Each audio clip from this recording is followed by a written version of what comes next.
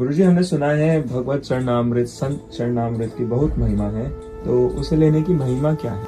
हमारे शास्त्रों में लिखा है, अकाल मृत्यु हरणम सर्व व्याधि विनाशनम विष्णु पादोदकम पीत्वा पुनर्जन्म न विद्यते। जिस बालक की कुंडली में, जिस जातक की कुंडली में अकाल मृत्यु का योग हो, अरिष्ट प्रकार से उसकी मृत्यु के योग हो, वो ऐसे बालक को यदि हम चरणामृत पिलाते हैं तो उसके अकाल मृत्यु के योग जो हैं वो नष्ट हो जाते हैं। सर्व व्याधि विनाशनम, यदि किसी के जीवन में बहुत पीड़ा है, कई प्रकार की व्याधियां आदियां उसके शरीर को सता रही हैं, ऐसी स्थिति में यदि हम उसको भी चरणामृत देते हैं तो उसकी व्याधियों का भी उपशमन हो जाता है, नाश हो जाता है।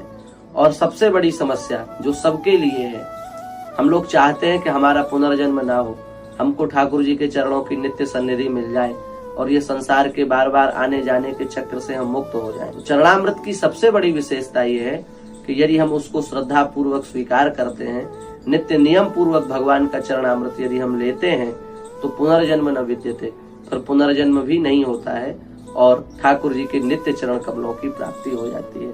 ये सबसे बड़ा लाभ चरणामृत का है।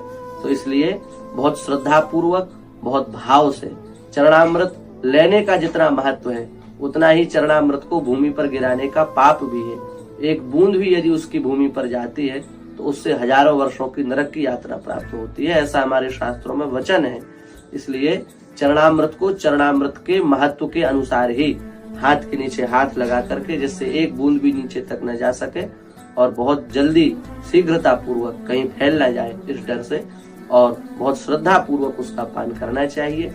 तो ये जो हमने विशेष लाभ बताए, इन लाभों का हमको अनुभव होता है, भगवान की कृपा की प्राप्ति होती है।